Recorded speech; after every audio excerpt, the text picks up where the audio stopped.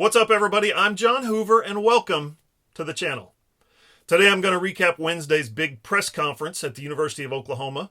Lincoln Riley introduced his two new assistant coaches, DeMarco Murray and Jamar Cain, and both guys took questions from the media gallery sitting beside Lincoln, and then both guys had a little breakout session off to the side. So that was pretty cool. Good access there. Appreciate OU for doing that. I was right there in Norman asking questions along with the usual media crew, and I'm going to play you some highlights from those interviews coming up. Before we get started, I want to remind you guys to please subscribe to my channel, like this video, or leave a comment. Please, trust me, it does make a difference. Also, please follow me on Twitter at John E. Hoover, or go like and follow my professional Facebook page at John E. Hoover Media. Okay, let's get to it. Just like he did last year when Lincoln Riley introduced Alex Grinch, Roy Manning, and Brian Odom, Lincoln sat down yesterday and he rolled out his two new staff hires. I'm going to bring you guys inside a little bit and talk about the setup. First, it was a press conference where Bob Stoops' pressers have always been and Lincoln's pressers have always been. Only instead of a lectern, there was a three-man table with three chairs. So Lincoln went solo first, and he spoke for about 22 minutes. And then the guys came in and they spoke for about 22 minutes. Lincoln talked about the three newest Sooners, Chandler Morris, Reggie Grimes, and Josh Eaton. He clearly thinks OU got three pretty special players on National Signing Day. In fact, he said Chandler Morris was his number one quarterback target for the 2020 class. Yeah, listen, I think Lincoln likes Chandler Morris. I think he likes his dad, Chad Morris, who's now the OC at Auburn. And I think he thinks the kid can play, no doubt. But I'm not sure I'm buying that he was their number one target. Not when they offered Bryce Young way before they offered Chandler Morris, who was, a longtime verbal to Arkansas before his dad got fired. Anyway, Lincoln said Reggie Grimes and Josh Eaton are perfect fits in Alex Grinch's speed defense. And he said they are definitely two of the more highly rated prospects in the entire 23-man class, 21 of which, you might remember, signed in December. Lincoln also talked about the upcoming spring game, some news there. OU announced yesterday that the date had been set for April 18th, so save the date. More details will be coming out soon, including, I'm guessing, whether or not they want to have it at night again. Lincoln said it was very well received last year, even though it was on a Friday night. Remember the storms and everything, had to make a kind of change of venue at the last minute.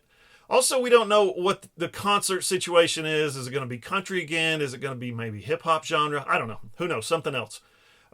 If you guys, I tell you what, if you have a musical preference, or if you have a preference on kickoff times, or whether you like Friday versus Saturday for the spring game, why not let me know what you think in the comments down below. Lincoln opened up. He delivered the best line of the day by answering the first question of the day. He said there's no question anymore. It's out of the realm of discussion who the best athlete on the coaching staff is. You can imagine how competitive these coaches are when they get in meetings, rooms, and talk together.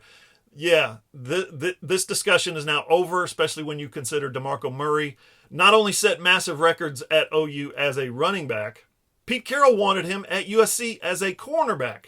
And the kid most definitely could have played Division I basketball as a guard, probably a shooting guard. Lincoln's fired up about these two guys. He said he doesn't think Alex Grinch and himself could have done any better hiring someone else, and that Murray and Cain are, and I'm quoting here, the right guys, the right kind of people, the right kind of recruiters and coaches at the right time. Just exactly what our program needed. Pretty strong words. I want to jump back into a quick note on signing day before we continue on with the new coaches. It has been well documented that Oklahoma did not sign any five-star prospects this year. Okay, we all know that. Lincoln was asked about that. His response was that right after signing day is actually the absolute worst time to evaluate a recruiting class. Of course it is. He said that the guys signed were good fits for the program and the schemes. He liked what they were going to bring. Remember, 10 of them are already there. He even said that he wouldn't trade them for anybody. Now, is that coach speak? Of course it is. But he does sound pretty convincing, and I think that's going to go a long way with the players. So back to the reason for the press conference in the first place, the two new coaches. Riley admitted that both Murray and Cain have taken, unique paths to Oklahoma. DeMarco Murray retired from the NFL, then spent a season as an analyst for Fox Sports. Then he spends a year coaching for Kevin Sumlin at Arizona. Jamar Cain, on the other hand, came through the junior college route, played at New Mexico State, coached at North Dakota State under Chris Kleiman at FCS level, Southwest Missouri State, coached at Wyoming under Dave Christensen, coached at Fresno State under Jeff Tedford, coached for 1 year at Arizona State under Herm Edwards. A lot of experience, a lot of good coaches there, and now here he is. Riley said his results as a recruiter speak for themselves, Jamar Cain. So Sooner fans, you can probably get pretty excited about that. I want to pull apart his experience a little bit, though. Here's a clip from the breakout session with Jamar Cain talking about paying his dues at a smaller school before he got to Oklahoma. Man, I just tell people this all day. I came from the mud when it comes to recruiting. Like, I was at Missouri State, I was at Cal Poly, I was at North Dakota State. Like, we won a lot of national championships at North Dakota State, but it's hard to get a kid from Texas or Florida, California to come up there to Fargo when it's negative 42. Like, that ain't easy, right? I mean, I can sell every national championship to Fargo Dome, Coach Kleiman and everything we were doing up there, but to get a kid to come up there and when it's negative 42 with wind chill, right? Oh, that's tough now. So I've done it all, and I take pride in that too. Like, seriously, I used to drive 7-8 hours to go see a kid for 20 minutes or go do a home visit and drive straight back. Like, there was no flights, and I came up the hard way. Like, that's how I think people should come up that way. Seriously, like, where you guys all started at a little small newspaper or a news outlet, and you appreciate it. I appreciated my time in Missouri State and Cal Poly, North Dakota State, and all those little smalls, even Wyoming. Like, I drove through blizzards in Wyoming. And now here I can hop a flight. Shoot, this is easy now. There's no limit on a hotel either. Shoot, I stayed at Motel 6s for $80 a night. Seriously, the door locked and sleeping in my socks. Like, I was not fully clothed. I wasn't doing that. So I'm telling you, like, I appreciate those times. I appreciate where I'm at now. I think it's always the journey to where you're at, and I appreciate those journeys. Like, my favorite part, of course, was about, you guys should work at small newspapers. Dude, I worked at 4 small newspapers before I got to the Tulsa World back in '92, and I can guarantee you that I knew more about the little intricacies of newspaper operations than any of my coworkers did by necessity.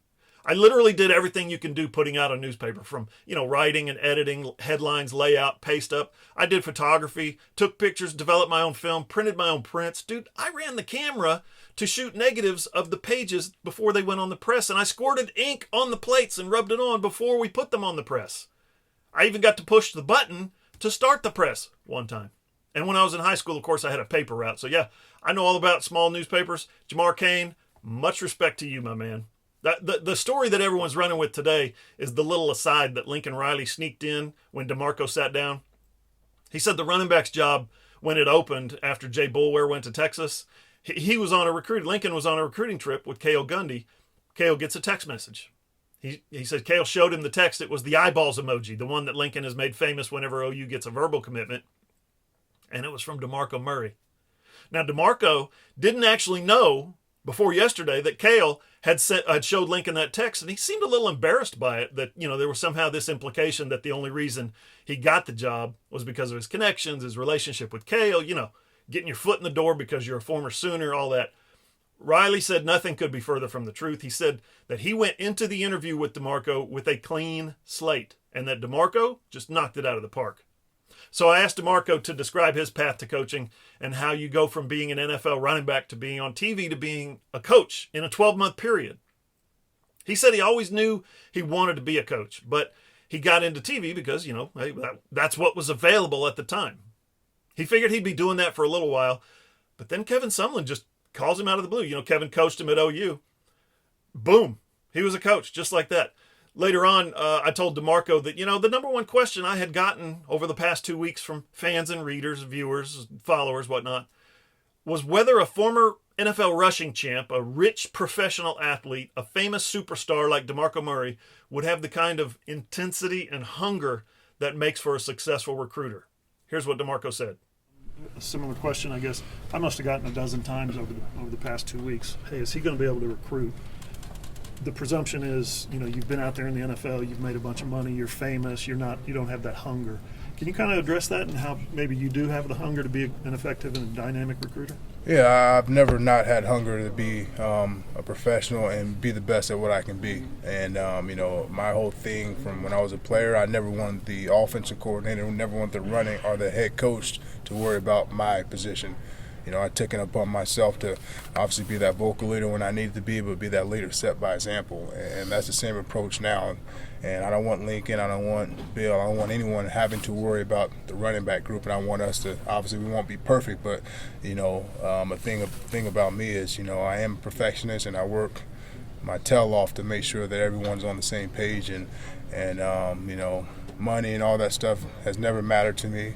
Never something that I've talked about or I don't have to do this job. I don't need it, but I do it because I love the game. I love the opportunity to go back and help some kids and let them pursue their goals on and off the field.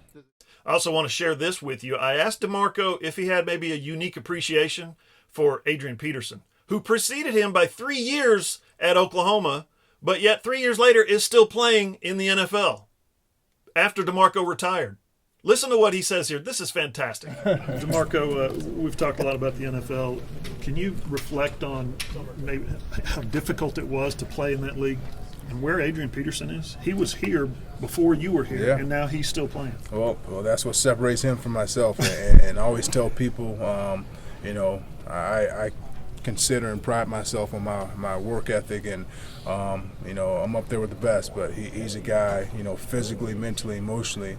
He's second to none. I consider Barry Sanders is my favorite running back ever. I consider him the best, but I think Adrian Peterson is the best running back that ever played the game, and it's not by coincidence that he's still playing. And he's a great person, works his tail off, and more importantly, he's a great human being. He's a family man. He does it the right way. Has a charity, and he gives a lot back to the youth. But Adrian, he's a freak of nature. You guys have all seen it. You're still seeing it, a decade later. Okay, so there you have it. Our first time to hear from Lincoln Riley in more than a month, and our very first time to hear from his new coaches. If you like this video, please, I encourage you to hit the like button, leave a comment down below, hit the notifications bell, or just share it in your media channels, your social media channels. Tag me, and I will share it in mine. Also, don't forget to follow me on Twitter at John E. Hoover, and like and follow my Facebook page at John E. Hoover Media. Thanks for watching. See you guys.